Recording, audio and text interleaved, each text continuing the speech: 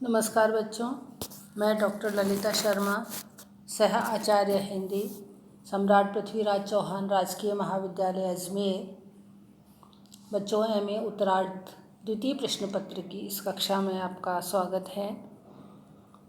इससे पहले के व्याख्यान में हमने महाकाव्य की दृष्टि से साकेत की समीक्षा विषय पर विचार किया था और उसमें हमने देखा था कि महाकाव्य के जो लक्षण हैं उसके बारे में पाश्चात्य विचारकों के और भारतीय विचारकों के क्या मत है। क्योंकि यदि हम किसी चीज़ की समीक्षा करेंगे तो हमें यह पता होना चाहिए कि आखिर साकेत की समीक्षा करने के पहले कि महाकाव्य कहते किसको हैं, तभी हम साकेत को महाकाव्य की कसौटी पर परख सकते हैं। तो इस पर विचार हम पूर्व के व्याख्यान में कर चुके थे। आज हम साकेत की समीक्षा के बारे में विचार करेंगे और फिर हम निष्कर्ष में बताएंगे कि महाकाव्य की दृष्टि से साकेत की समीक्षा हम किस निष्कर्ष पर पहुंचाते हैं। तो बच्चों, ये जो साकेत की समीक्षा हम करेंगे इसको हम कुछ बिंदुओं के अंतर्गत भी ले सकते हैं और उन बिंदुओं के माध्यम से हम प्रमुख बातों पर विचार विमर्श करेंगे। सबसे पहले हम उद्देश्य को ले सकते हैं। साकेत की रचना का जो प्रमुख उद्देश्य है वो उर्मिला और कैकई के चरित्र को प्रमुखता देना है और उनके प्रति जो मैथिली शरण गुप्त की करुणा है वह हमको दिखाई देती है और उसके ऊपर भी जो राम की भक्ति है और भारतीय जीवन को जो समग्र रूप से देखने की लालसा है वह हमको इसमें दिखाई देती है। इस सब के अतिरिक्त जो मैथिली शरण गुप्त की आस्तिक भावना है उसको प्रभु राम के चरणों में भेंट करना भी एक महत्वपूर्ण उद्देश्य है और निश्चित रूप से इसकी भावभूमि महान है। डॉक्टर कमलकांत पाठक कहते हैं कि गुप्त जी की काव्य प्रतिभा, नवीन प्रसंगोद्भावना, छंद शिल्प, चरित्र कल्पना, जीवन मूल्यों का निर्धारण, नाटकीय दृश्य विधान और संवाद योजना, भावनामयता आदि में प्रकट होगी। उनकी काव्य प्रतिभा, साहित्यिक चेतना और सांस्कृतिक मनोभावना प्रथम श्रेणी की चाहे न हो पर वह महाकाव्य का निर्माण करने में सक्षम अवश्य है। तो इस तरह से हम देख सकते हैं कि साकेत का जो उद्देश्य है वह महान है। जहाँ तक गंभीरता की बात है तो गंभीरता की दृष्टि से विचार करने पर हम इसमें कवि के उच्च विचारों को लेते हैं और जो गांधीर्य है वह उनकी संयत और गंभीर भावाभिव्यक्ति से ही उत्पन्न होता है। महानता और उसकी घटनाएं जैसे शैली, उद्देश्य, प्रभावान्विति, इन सब से उसकी महानता प्रकट होती है। तो साकेत का विचार पक्ष बहुत सशक्त है, हम इसे उच्च श्रेणी में रख सकते हैं। कवि नर को ईश्वरता का आख्यान करता है और कवि के अभिव्यक्ति कौशल सशक्त न होने के कारण उसमें कहीं कहीं हल्कापन आ गया है, लेकिन इससे कृति के गुरुत्व में, गांभीर्य में और महत्व पर कोई अंतर नहीं पड़ता है। क्योंकि नवीन युग की घटनाओं का इतना महत्व नहीं है जितना महत्व की जीवन निर्माण का होता है। तो गुप्त जी राम का लोकनायकत्व इसमें नहीं दिखा करके उर्मिला, लक्ष्मण, सीता, राम, भरत, कैकई आदि के चरित्रों का निर्माण इस महाकाव्य में करते हैं। अगला जो बिंदु है जिसके आधार पर हम साकेत की समीक्षा कर सकते हैं वह है कि युग जीवन का समग्र चित्र। इस बारे में डॉक्टर शंभुनाथ सिंह कहते हैं कि महाकाव्य में युग विशेष से समग्र जीवन का चित्रण किसी कथा के माध्यम से होता है। इसका चरम बिंदु कोई महत्वपूर्ण कार्य और आश्रय, कोई प्रधान पात्र होता है। साकेत में भी बच्चों प्रधान पात्र नहीं होकर के प्रधान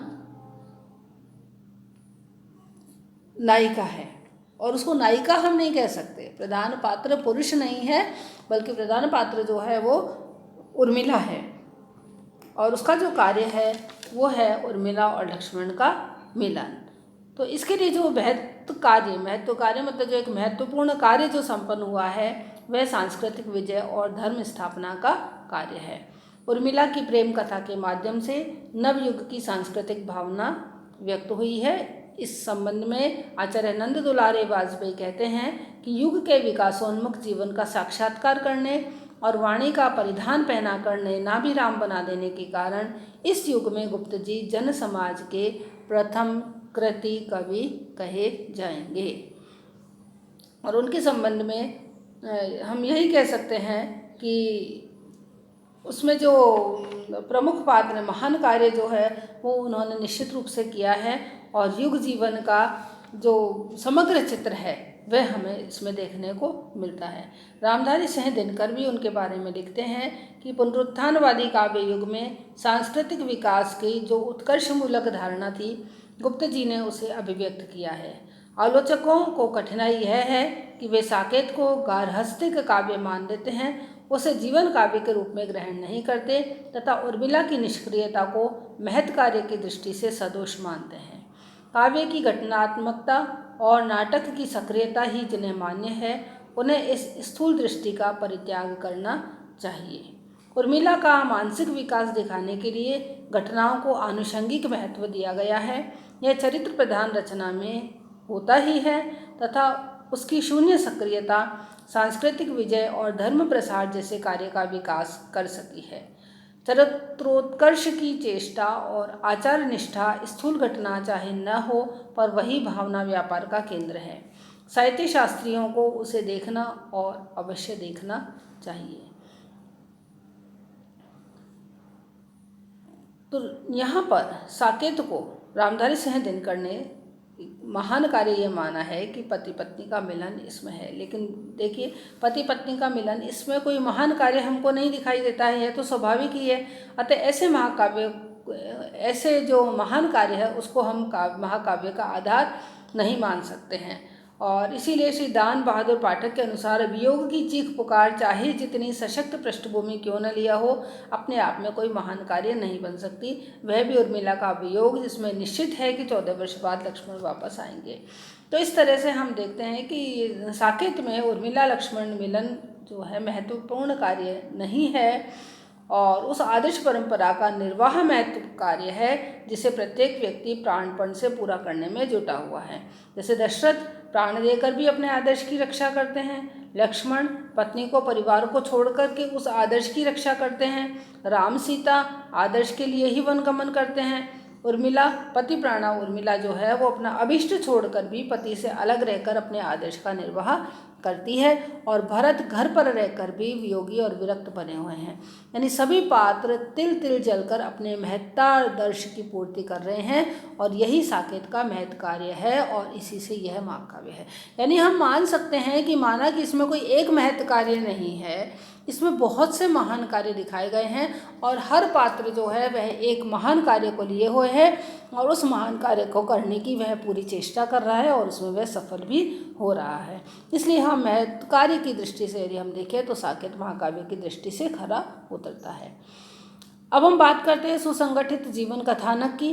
तो यहाँ पर राम और लक्ष्मण के जीवन चरित्र का आकलन होने के कारण साकेत की कथा वस्तु जीवंत है, लेकिन फिर भी वह सुसंगठित नहीं है, उसमें कार्यान्वित भी है और वह भी निर्दोष नहीं है। डॉक्टर कमलकांत पाठक कहते हैं कि उसमें नाटक और गीति काव्य के तत्वों की प्रधानता है। संवाद, क्रियाशीलता, सर्ग विभाजन, वर्णनात्मकता, स्वानुभूति प्रकाशन आदि तत्व नाटक और नीति काव्य से ही गृहीत हुए हैं।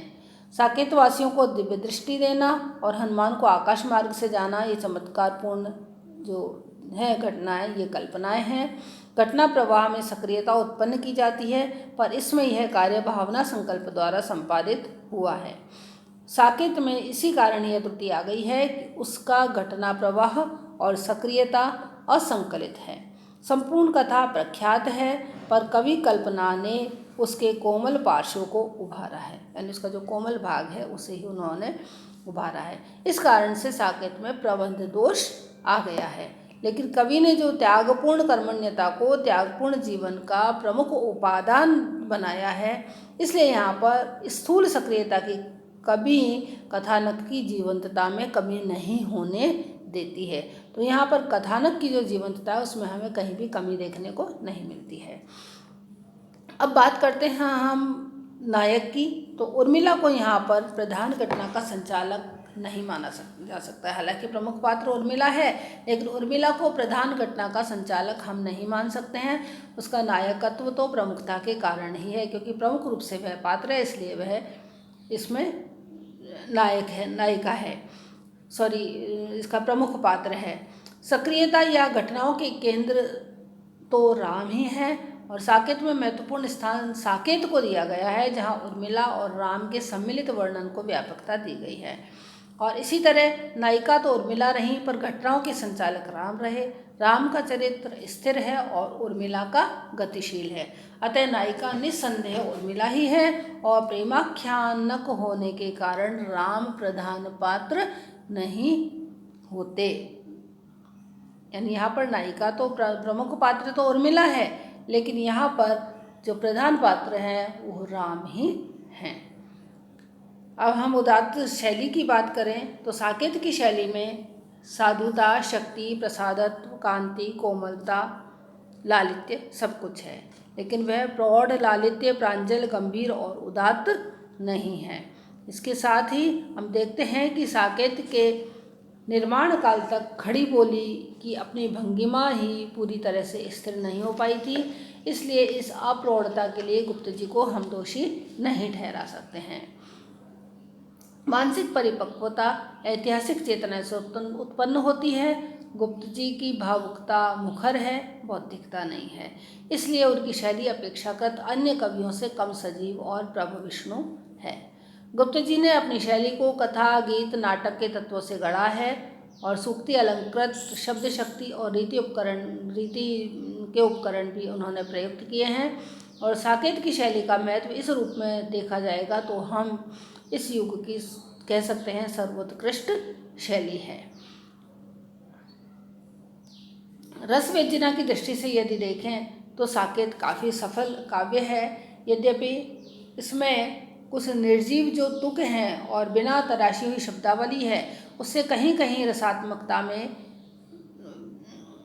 बाधा पहुंची है, लेकिन फिर भी उसका जो मार्दव है वह सराहनीय है। यदि कवि के लिए तुकबंदी आवश्यक नहीं होती, तुकों का शिकार नहीं होता, तो साकेत की रसात्मकता प्रथम स्तर की होती, यह बात असंदिग्ध है।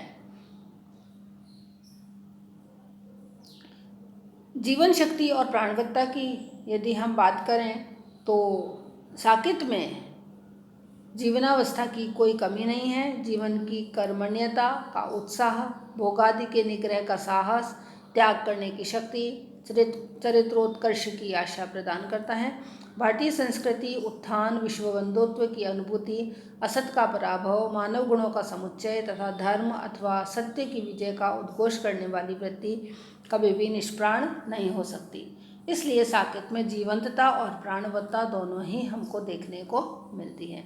तो बच्चों, हमने इन बिंदुओं के ऊपर विचार किया और इस दृष्टि से हमने साकेत के महाकाव्यत्व की समीक्षा करने का प्रयास किया। तो हम निष्कर्ष रूप में हम कह सकते हैं कि जो महाकाव्य की कसौटियों पर हमने कस करके जब साकेत को देखा, तो भले ही लक्षण ग्रंथों के अनुसार यह महाकाव्य नहीं ठहरता हो, लेकिन फिर भी युग के अनुरूप यह महाकाव्य अवश्य ही है, क्योंकि महाकाव्य की जो कसौटियां हैं उनको यदि हम देखें तो जिसका समग्र प्रभाव महानता को लिया हो, उसमें ऐसी कोई साधारणता न हो जो चित्तवृत्तियों का उदात्तीकरण न होने दे, यह साकेत में हमको देखने को मिलता है। दूसरा जो उसका महाकाव्य का प्रमुख लक्षण हम देखते हैं वो है कि जो प्राचीन महाकाव्यों के समान ही सहृदयों के मन में भव्य अनुभूतियाँ उद्दीप्त करे, ऐसा यह भी हमें साकेत में देखने को मिलता है। तीसरा है कि जो अपने युग जीवन के चरमोत्कर्ष का प्रतिनिधित्व करने के साथ साथ साहित्य के शाश्वत गुणों और जीवन के स्थायी मूल्यों की अभिव्यक्ति करे, वह महाकाव्य है, यह भी हमें साकेत में देखने को मिलता है, और जिसकी ख्याति शताब्दियों तक महाकाव्य के रूप में स्थिर रह सके। इस कसौटी पर भी साकेत निश्चित रूप से खरा उतरता है, क्योंकि साकेत की ख्याति निश्चित बात है कि शताब्दियों तक महाकाव्य के रूप में स्थिर रहेगी। तो इन दृष्टियों से यदि हम देखें तो निस्संदेह ही साकेत एक महाकाव्य है। वह डॉक्टर कमलकांत पाठक कहते हैं कि स्वरूप दर्शक शाश्वत लक्षणों का निर्धारण करता है, पर वह स्थूल वस्तु चित्रण, प्रत्यक्ष सक्रियता, नायक का धीरोदात्त रूप इत्यादि को भाव सत्ता के रूप में ग्रहण नहीं कर सकता। तो साकेत को विकसनशील जो महाकाव्य है उससे पृथक करने के लिए कलात्मक महाकाव्य भी हम कह सकते हैं। साकेत का रचना विधान संस्कृत लक्षण ग्रंथों में निर्देशित महाकाव्य की धारणाओं के अनुरूप नहीं है और न ही रामायण महाभारत की तरह का वे महाकाव्य है।